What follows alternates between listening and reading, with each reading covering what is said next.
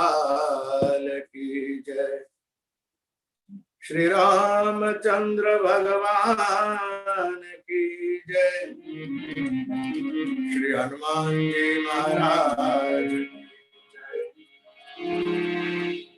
पुरुषोत्तम भगवान की जय। भागवत भगवान की जय।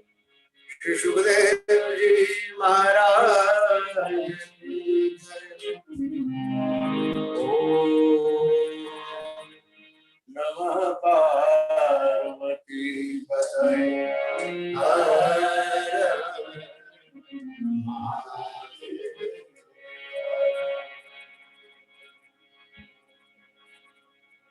हरे कृष्ण हरे राम राधे हरे हरे राधे हरे कृष्ण हरे राधे हरे राधे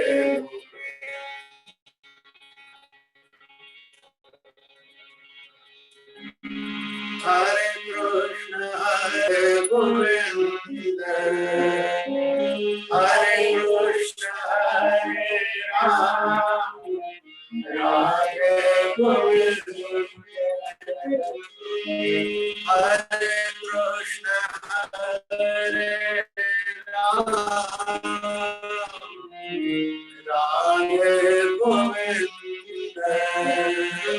हरे कृष्ण हरे राम राधे गोविंद हरे हरे राम राधे गोविंद हरे हरे राम राधे हरे कृष्ण हरे राम राधे गोविंद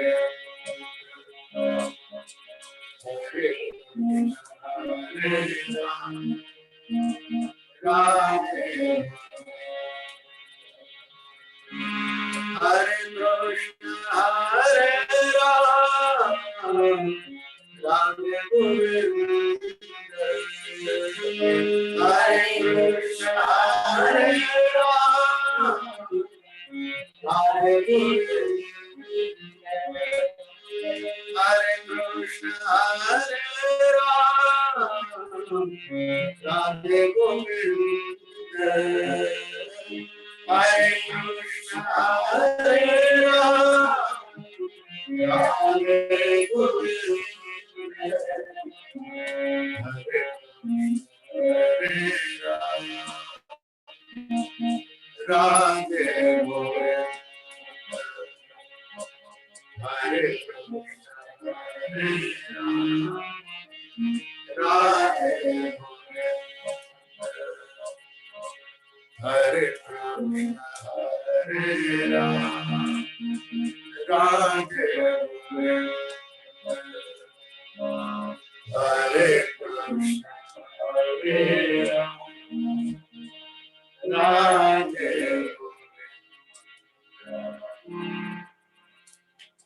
गजाननं भूतगणाधि सेवितं कपितजम्बो फलचारुभक्षणम् उमासुतं शोकविनाशकारणम्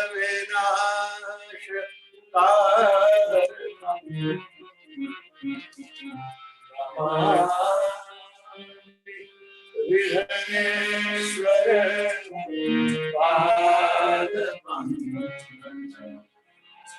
नमो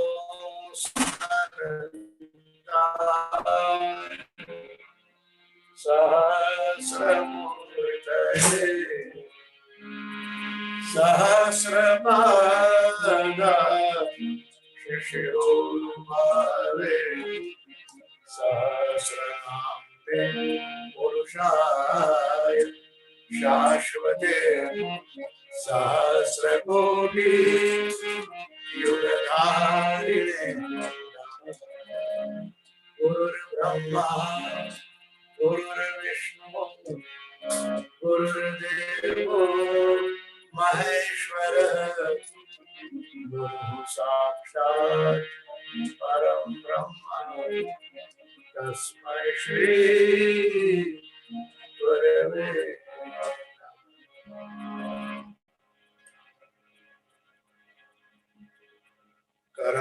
करारविन्दे नमदारविन्दं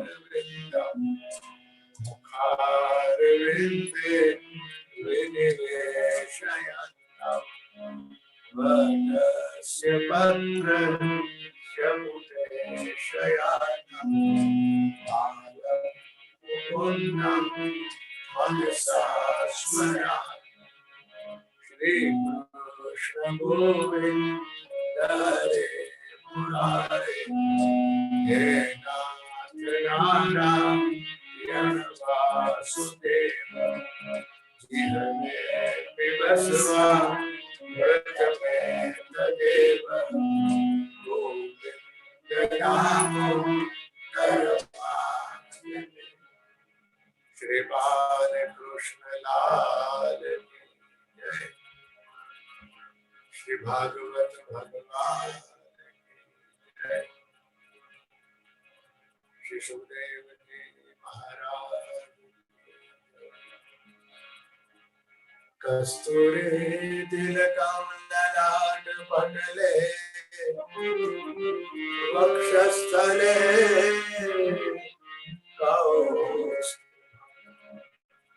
नासाग्रे वर्मोक्तिकं करतले वेणुकरे कंकणं सर्वांगे हरिचन्दनं सुललितं कंठे च मुक्तावली गोपस्त्री परिवेष्टितो विजयते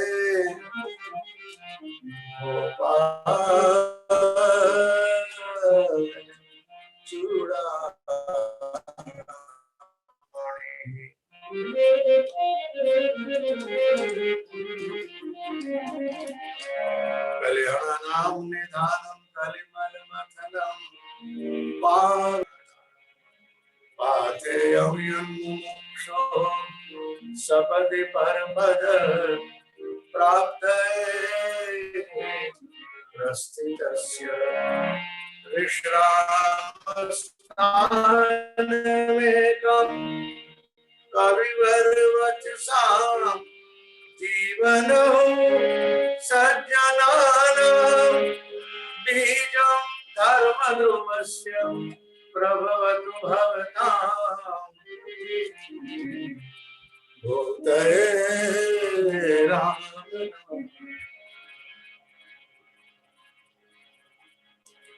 श्री पुरुषोत्तम भगवान की जय श्री भागवत भगवान की जय श्री सद्गुरु भगवान की जय। ओम नमः पार्वती पतये हर हर महादेव। आइए अब शांत एकाग्र चित्त से अधिक पुरुषोत्तम मास के महात्मा के 2 अध्याय की कथा भक्ति 133 और उसके पश्चात श्रीमद् भागवत महापुराण के 11वें स्कंद की कथा जिसमें मात्र ज्ञान ही ज्ञान भरा हुआ। अधिक पुरुषोत्तम मास की कथा के अंतर्गत हम 2 संवाद सुन रहे हैं। एक संवाद है भगवान शुद्ध पुराण जी और शौनकादिक ऋषियों के बीच।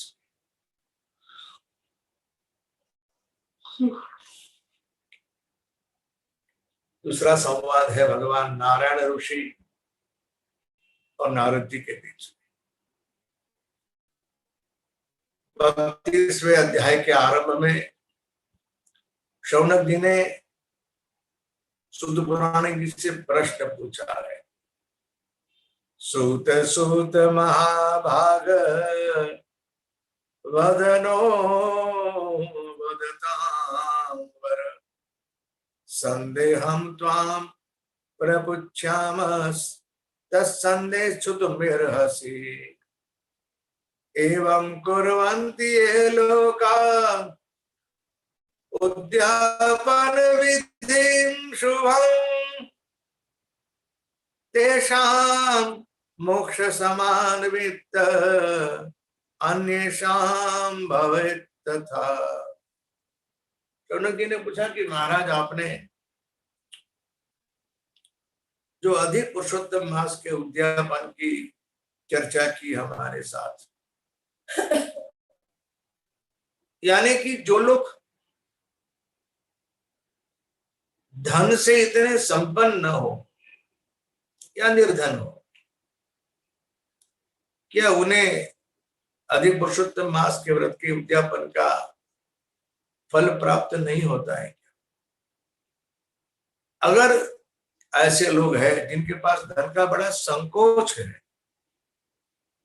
तो वो लोग किस तरह से इस अधिक पुरुषोत्तम मास के उद्यापन की विधि कर सकते हैं?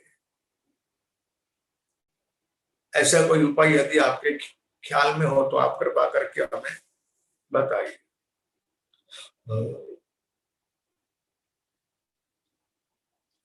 बड़ी सुंदर चर्चा है।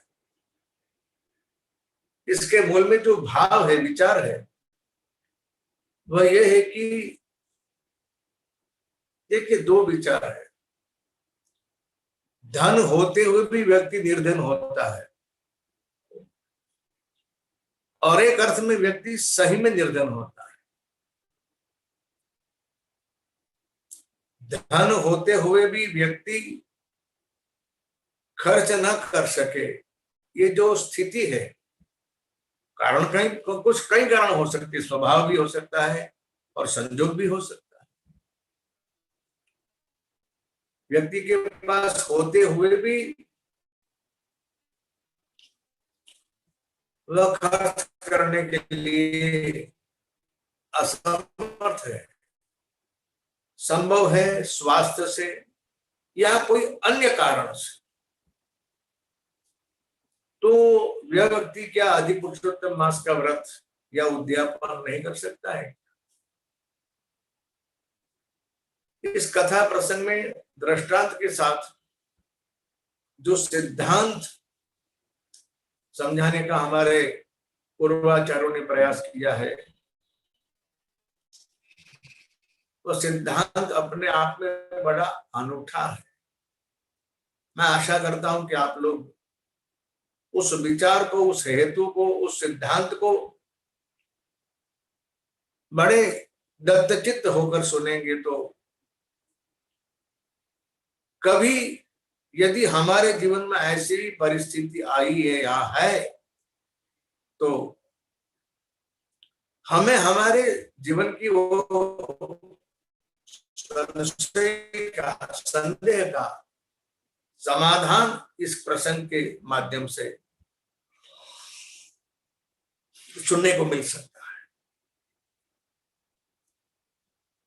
जैसे प्रश्न पूछा, सूत जी ने कहा, सुत उवाच साधु पृष्ठम हि ऋषयो एतत् प्रश्नोत्तरं शृणु न प्रायोजने मत्रैव निर्धनानां विशेषतः। यदि किसी व्यक्ति के पास धन न हो या होते हुए भी धन का खर्च कर सके, ऐसी स्थिति न हो, तो ध्यान से सुनिएगा, व्रत करने में श्रद्धा ही मुख्य है। यदि धनवान व्यक्ति भी बगैर श्रद्धा से व्रत करेगा तो उसका व्रत वृथा है, और निर्धन व्यक्ति अपनी क्षमता के अनुरूप श्रद्धा से जो करेगा वो बड़ा उत्तम कार्य है। इसीलिए भगवत कार्य में श्रद्धा ही प्रधान है। श्रद्धा का अर्थ क्या होता है जानते हो आप? जिसने सत्य को धारण किया हुआ है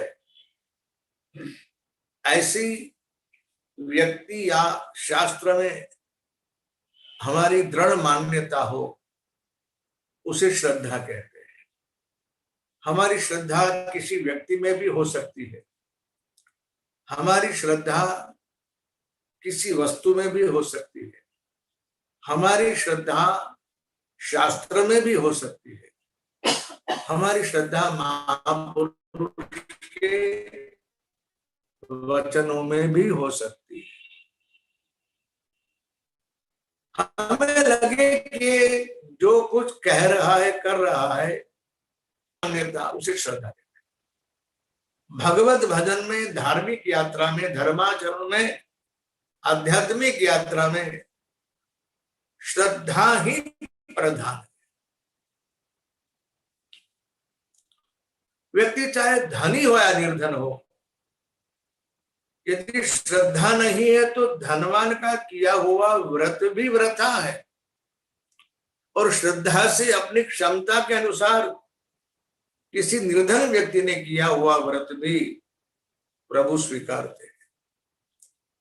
उस संदर्भ में एक बड़ी सुंदर कथा यहां आती है। सुत जी ने कहा कि मुझे व्यास जी ने कृपा करके ये इतिहास कहा था। जैसे आपने मुझे पूछा ना, वैसे ही मैंने अपने गुरु महाराज भगवान व्यास जी से पूछा। तो व्यास जी ने मुझे कहा कि बेटा, आपकी जिज्ञासा जो है उस संदर्भ में आपको एक इतिहास सुनाता हूं, और वह इतिहास घटना ऐसी है कि वैकुंठ में, एक कथा कहां की है? वैकुंठ की है। वैकुंठ में भगवान श्री विष्णु ने अपनी प्रिया लक्ष्मी से यह इतिहास, ये कथा सुनाई।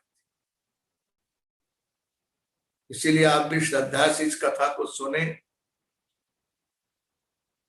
सुंदर अवंती नगरी में, अवंती नगरे रम्ये ब्राह्मणो वेद पारगः नाम्ना विष्णु प्रियो यासित सर्व कर्म विशारद। अवंती नगरी में, उज्जैन में, वेद को जानने वाला एक विष्णु प्रिय नाम का ब्राह्मण रहता था। सर्व कार्यों में कुशल था। ब्राह्मण के जो 6 कर्म हमारे यहाँ बताए हैं, वो 6 कर्म करने वाला था। वेद में ब्राह्मण के 6 कर्म बताए हैं। ज्ञान लेना, ज्ञान देना, दान लेना, दान देना, यज्ञ करना, यज्ञ करवाना। ये 6 कार्य ब्राह्मण के। इस ब्राह्मण देवता का नाम था विष्णुप्रिय। अब उनके यहाँ 2 बेटे थे। एक का नाम है देवल, दूसरे का नाम है माधव। दोनों बच्चे भी विष्णु भक्त थे, संस्कारी थे, आज्ञांकित थे। दोनों का ब्याह हो चुका था। देवल है, उसकी पत्नी का नाम रूपवती है, बड़ी सुंदर सी वो देखने में। और जो माधव नाम का छोटा बेटा है, उसकी पत्नी बड़ी भोली वाली थी। उसका नाम मुग्धा था।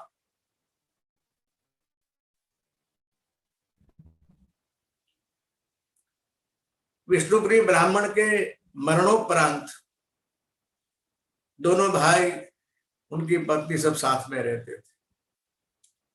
अब हुआ यह था कि जो रूपवती थी वह अपने सौंदर्य से थोड़ी अहंकारी थी, थोड़ी बुद्धिमान भी थी, और उसके व्यवहार स्वभाव में अहंकार दिखता था।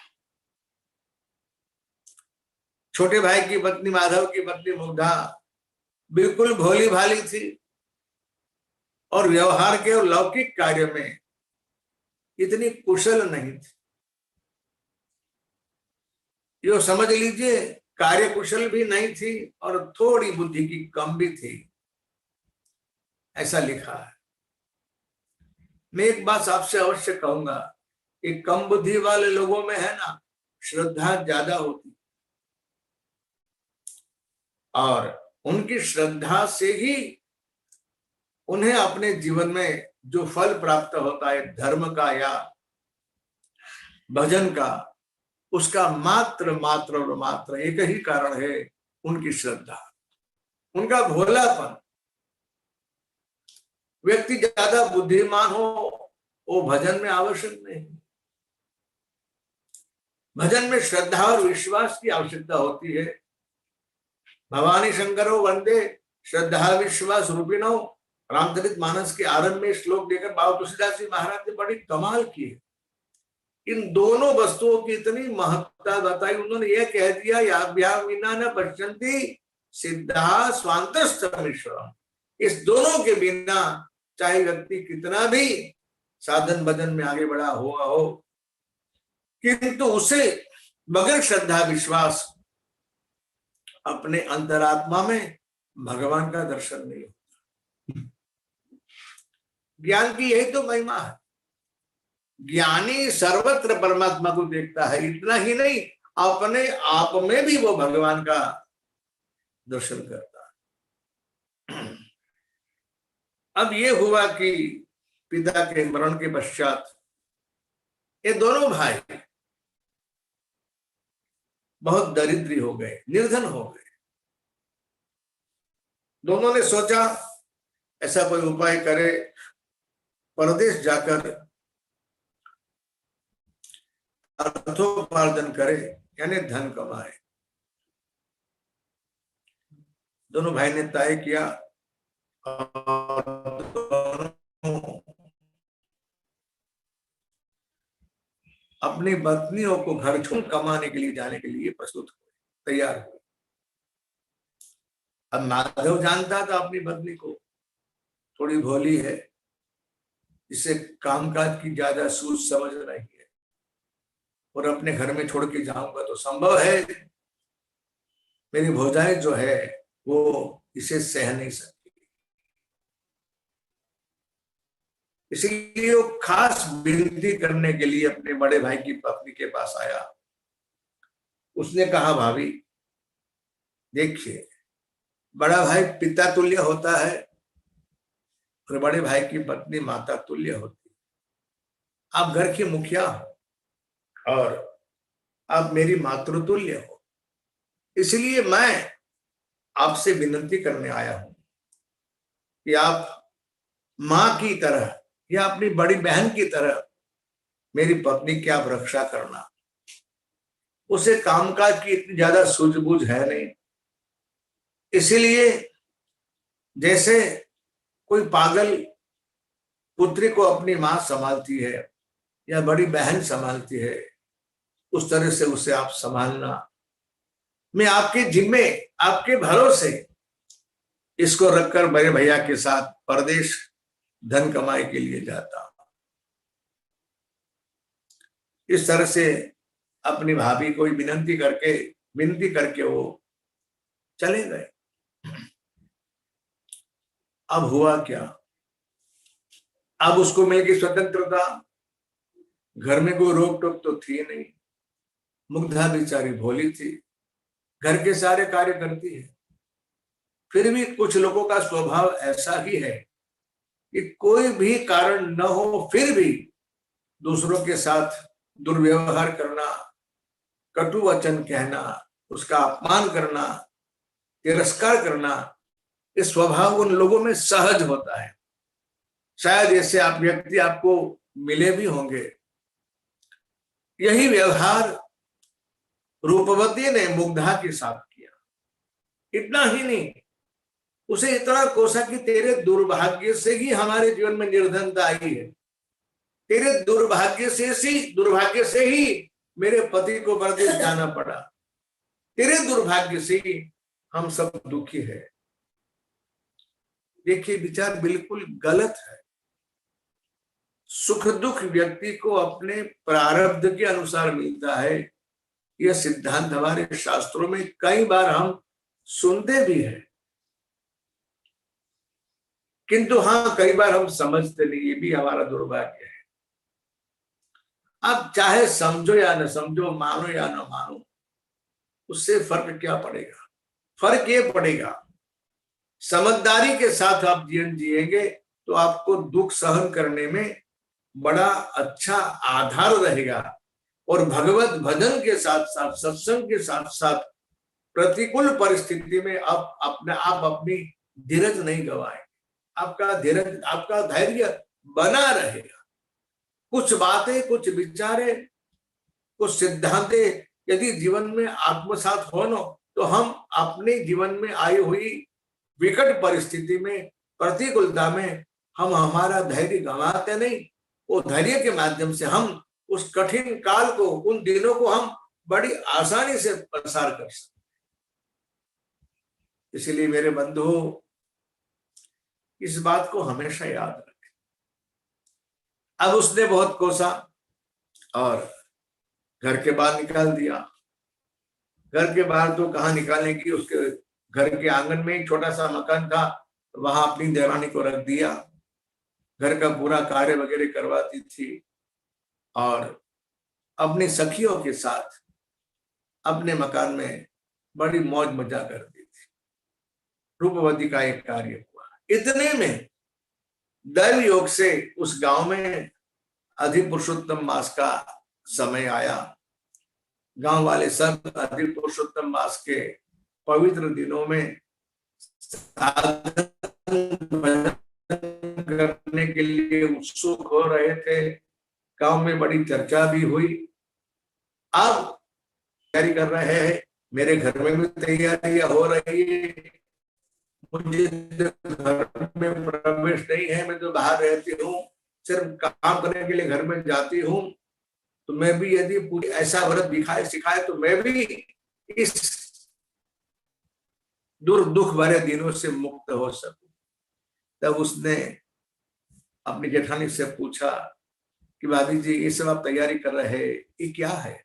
ऐसा कोई व्रत या पूजन साधन मुझे बताइए ताकि मैं भी कर सकूं। वो बड़ी गर्वित व्यक्ति थी। रूपवती बोली कि तेरे भाग्य में सब लिखा हुआ नहीं है, तेरे लिए संभव ही नहीं, तू जा यहां से।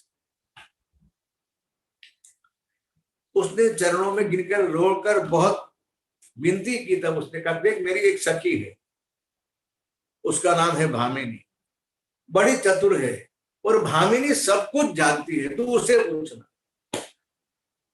इस तरह से बहाना करके, तिरस्कार करके उसको अपने घर से निकाल दिया। अब ये मुग्धा मृत्यु के लिए जा रही थी। उतने में रास्ते में वो मिली भामिनी और उसने पूछा कि तू क्यों रो रही हो? मुग्धा ने कहा, मैंने भाभी से प्रश्न पूछा तो मुझे बड़ा डांटा, मेरा अपमान किया, तिरस्कार किया, बस मैं तो मरने जा रही। अरे पगली, मरने से क्या होगा? मरने से तेरी समस्या का समाधान नहीं होगा। देख, यदि तुझे अधिक पुरुषोत्तम मास का व्रत करना है तो तू मेरी बात सुन। ये भी दुष्टा थी, दुष्ट बुद्धि वाली थी। उसने कहा, लोग जो अधिक पुरुषोत्तम मास का व्रत कर रहे हैं ना, वह व्रत प्रकट है। एक दूसरा व्रत भी होता है जो गुप्त होता है। मैं चाहती हूं उस गुप्त व्रत का आचरण तू कर, तेरे ऊपर भगवान की विशिष्ट कृपा उतरेगी और तू उस व्रत के प्रभाव से सुखी हो सकती है। जब भामिनी ने कहा तो मुग्धा बोली, बहुत प्रसन्न हो गए। अच्छा अच्छा है, अब मुझे बताइए मुझे क्या करना है। देखिए, इस दुष्ट बुद्धि वाली स्त्री ने, भामिनी ने सारी गलत बात इस भोली मुग्धा को कही। अधिक पुरुषोत्तम मास का एक नाम मलमास भी है। मुझे एक संत महात्मा मिले थे, उन्होंने मुझे गुप्त व्रत की विधि बताई हुई है, जो लोग नहीं करते। लोग जो करते हैं वो प्रकट विधि करते हैं, तुझे मैं बताती हूँ गुप्त विधि, और ये बात तू गुप्त ही रखना, किसी से कहना भी नहीं। इस अधिक पुरुषोत्तम मास को मलमास कहते हैं, और अधिक पुरुषोत्तम मास के दिनों में सुबह जल्दी जगकर जहां मलयुक्त जल का प्रवाह होता है, वह उस गंदे जल में तुझे स्नान करना पड़ेगा। और उसके बाद कहीं तुझे पीपल का वृक्ष मिल जाए तो वृक्ष के पास जाकर वो वृक्ष के सामने हाथ जोड़ के खड़ी रहना, और वृक्ष के पत्ते लेकर, पीपल के पत्ते लेकर उसके दोने बनाकर, उसका संपुट बनाकर किसी ब्राह्मण को दान में दे देना। और दिन में 4 बार भोजन पाना, खट्टा तीखा, ऐसे जो जो अधिक पुरुषोत्तम मास के व्रत के विरुद्ध है, वो सारी बातें, सारी चर्चा उस भामिनी ने इस मुग्धा को सिखाई। ये बेचारी बहुत भोली है। अब उसने जैसा कहा ऐसे ही मैं व्रत करूंगी, ऐसा उसने अपने मन में संकल्प कर लिया। इसी प्रसंग में श्री पुरुषोत्तम मास महात्म्य मुग्धा अंतर्गत मुग्धोपाख्याने प्रथमोध्याय श्री पुरुषोत्तम भगवान की जय। आज हम 2 अध्याय की कथा सुनेंगे, 31 और 32, नहीं 32 और 33, क्षमा करना, और कुल 35 अध्याय है। 2 अध्याय की कथा कल सुन के अधिक पुरुषोत्तम मास के महात्मा का जो प्रसंग है उसे हम कल पूरा करेंगे। कल अमावस्या भी है, और कल ही हमारे इस सत्संग सत्र का भी विराम होगा। पुरुषोत्तम मास की कथा का विराम होगा, भागवत कथा का विराम होगा, और पूरे अधिक पुरुषोत्तम मास का जो व्रत चल रहा है उसका भी समापन कल ही होगा। अब आइए उस भामिनी ने जो व्रत विधि बताई थी उसके मुताबिक ये बेचारी भोली मुग्धा क्या करती है, उस कथा को हम सुने। बड़ी प्रसन्न हो गई कि मुझे तो गुप्त व्रत सुनने को मिला, सीखने को मिला। भामिनी ने बड़ी कृपा करके मुझे अच्छी विधि बताई। ऐसा समझकर उसने उस भामिनी की बात में विश्वास किया। देखिए, ये बात आपको विश्वास है यदि किसी व्यक्ति में, किसी वस्तु में, और मूल बात उसके मन में भगवान पुरुषोत्तम के प्रति, परमात्मा श्री कृष्ण के प्रति उसकी श्रद्धा है, उसका विश्वास है। मन में परमात्मा कृष्ण का ही स्वरूप उस मुग्धा के मन में विराजमान। मेरे प्यारे बंधुओं, इस तरह से हमारी श्रद्धा और विश्वास यदि भगवान के साथ जुड़ी हुई है तो ये हमारा परम सौभाग्य है। बस हमें अपने आप को किसी भी स्थिति में, किसी भी प्रकार से अपने आप को हमें अपने प्रभु के साथ जोड़ना है, यही सबसे बड़ी बात। अब उसने गुप्त व्रत का आरंभ किया। गंगे जल का प्रवाह जहां था वहां सुबह स्नान करती है, उसके बाद वो पीपल के पास जाती है, भगवान कृष्ण को याद करते हुए भगवान को प्रणाम करती है। फिर घर पे आकर वापस, क्योंकि गंदे पानी में स्नान किया तो दुर्गंध वगैरह तो आएगी, इसलिए दोबारा स्नान करके अपने आप को शुद्ध और स्वच्छ करती है। इस तरह से इस बाला ने, भामिनी ने व्रत का आरंभ किया। अब पूरा महीना पूरा होने को आया। जैसे ही अमावस्या पास में आई तो गांव के सारे लोगों ने व्रतोद्यापन की विधि शुरू कर दी। अब क्या करे, क्या करे, क्या करे, बड़ी चर्चा गांव में हो रही है ये भोली सब कुछ सुन रही है। अब उसने दोबारा उस भामिनी को पूछा कि मुझे आप बताइए, ये व्रतोद्यापन मेरी जिठानी तो करने वाली है ही अपने यहाँ, लेकिन मैं किस तरह से करूं? मुझे कैसे भगवान की प्राप्ति हो, भगवान कैसे मुझ पर प्रसन्न हो और मुझे कृपा करके इस महा दुख से, निर्धनता से भगवान मुक्त करें। उसने कहा एक काम करना, जब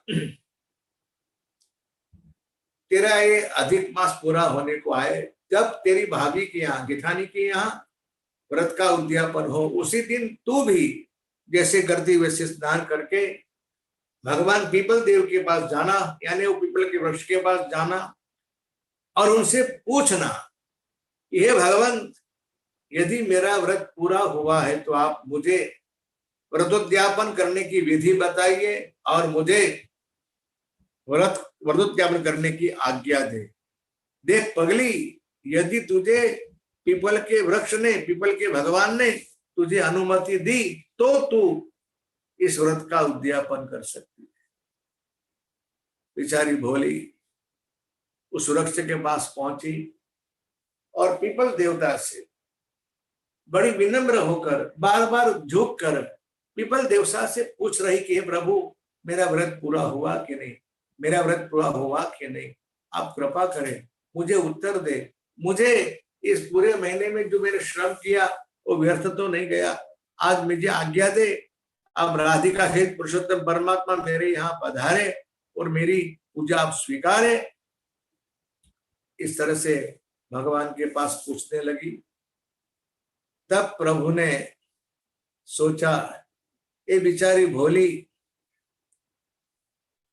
उसकी भामिनी ने उसे जो सलाह दी यही वो कर रही है, तो इसमें इसका कोई दोष नहीं, इसकी श्रद्धा और विश्वास में, प्रेम में कोई कमी नहीं। इसलिए भगवान ने उस पीपल के वृक्ष के अंदर से परमात्मा श्री हरि ने, जो सर्वव्यापक है, भगवान का ही नाम तो है ही, तो वृथा कैसे होगा? प्रभु ने कहा यदि मैंने इसको उत्तर नहीं दिया तो ये अपने आप को आत्महत्या करके समाप्त कर देगी। इसलिए इस भोले के प्राण बचाने के लिए, उसकी श्रद्धा को पुष्ट करने के लिए, उसके विश्वास को सत्य बताने के लिए मुझे उससे उत्तर देना ही पड़ेगा। तब भगवान ने उस वृक्ष के अंदर से प्रभु ने कहा कि हे मुग्धा, तेरा व्रत परिपूर्ण हो गया है और मैं कल तेरे यहाँ आऊंगा, इसमें कोई संदेह नहीं। तू सबको ये बोलना कि मेरे दूर का ये भाई लगता है और मैं तुझे अपने साथ ले जाऊंगा, ये घर को बता देना सबको, और ब्राह्मणों के भोजन के लिए भी तू व्यवस्था करके रख।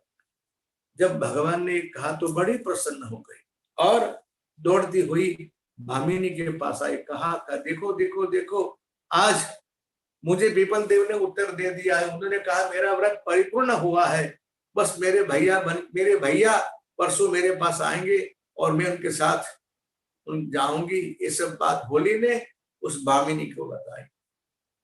भामिनी सोच रही है कि पगली, किसी ऐसे वैसे व्यक्ति ने इसके मन की संतुष्टि के लिए इसको उत्तर दे दिया है, अब उसको और मूर्ख बनाए। ऐसा कर, अपनी भाभी के यहाँ जा, गिठानी के यहाँ जा और जाके उनको बोल दो कि हम मुझे 108 ब्राह्मण को भोजन करवाना है। ऐसा करके तू खुद अपने ही घर में एक पाव भर गेहूं के आटे के लड्डू बना देना और एक लड्डू बना के बैठना। बस 108 ब्राह्मण के भोजन की व्यवस्था, तेरे वो भाई आएगा ना तो उसके आने से सारे ब्राह्मणों के भोजन की व्यवस्था हो जाएगी। इस तरह से तेरा व्रत का उद्यापन भी होगा, व्रत की पूर्ति भी होगी और तेरा भैया आएगा, तुझे आशीर्वाद भी मिल जाएगा। ये भामिनी सोच रही कि कुछ होने वाला नहीं है, लेकिन देखिए व्यक्ति की श्रद्धा और विश्वास, बस यही बात हमारे जीवन का रहस्य है। हमारी श्रद्धा और विश्वास के माध्यम से ही हमारा भजन दृढ़ होता है, हमें भगवान की प्राप्ति होती है। जीवन में हम जो कुछ भी चाहते हैं, चाहे लौकिक हो या अलौकिक वस्तु हो, वो हमारे श्रद्धा और विश्वास के माध्यम से ही हमें प्राप्त होती है। इसमें कोई संदेह नहीं है। ये शास्त्र का बनाया हुआ नियम है। इसलिए आप जो कुछ भी सुन रहे हो उसमें बड़े श्रद्धा और विश्वास रखें। हमारे श्रद्धा और विश्वास के माध्यम से ही हमें भजन में भी बढ़ोतरी मिलती है और मन की शांति भी मिलती है और भगवान की प्राप्ति भी होती है। 108 ब्राह्मण को न्योता पहुंचा दिया है, अब सबको मेरे यहाँ भोजन के लिए आना है। अब उसने देखा, उसकी जेठानी ने कह रहे उसके पास तो कुछ है नहीं और ब्राह्मणों को न्योता देकर बैठी है, ये क्या खिलाई। उसने अपने यहाँ ईर्षा के माध्यम से, ईर्षा की दृष्टि से अपने यहाँ 108 ब्राह्मण को बुलाने का न्योता भिजवा दिया और उसके यहाँ तो 108 ब्राह्मण के भोजन के लिए सारी तैयारियां होने लगी है। और वो फूली समाती नहीं, मैं देखती हूँ कल इसके यहाँ तो ब्राह्मण भोजन के लिए आएंगे लेकिन ब्राह्मण का आशीर्वाद नहीं मिलेगा, इसे तो ब्राह्मण का श्राप ही मिलेगा और मेरे यहाँ ब्राह्मण आके भोजन करेंगे तो मुझे ब्राह्मण का आशीर्वाद। इस तरह से अपने मन ही मन सब सोच रही थी। ये भोली सोच रही कि बस कल तो मेरे व्रत की पूर्णा होती है, कल मेरे यहाँ प्रभु पधारेंगे, मेरे भैया बन के भगवान आएंगे और मेरे यहाँ भगवान आके ब्राह्मणों को भोजन कराएंगे, दक्षिणा देंगे, उनको तृप्ति होगी, मुझे आशीर्वाद मिलेगा, मेरे व्रत की पूर्णाहुति होगी, मेरा व्रतोद्यापन सिद्ध होगा। इस तरह से वो सोचती हुई बैठी है। इसके पश्चात उसकी क्या कथा होती है, उसकी 2 अध्यायी कथा हम कल सुनेंगे। इसी प्रसंग में यहाँ इस कथा का विराम है। इति श्रीमद् नारदीय पुराणे पुरुषोत्तम मास महात्म्ये पुरुषोत्तम मास महात्म्य अंतर्गत मुग्धोपाख्याने भामिनी कौटिल्य नाम द्वितीयो अध्याय। श्री पुरुषोत्तम भगवान की जय, श्री द्वारिकाधीश की जय।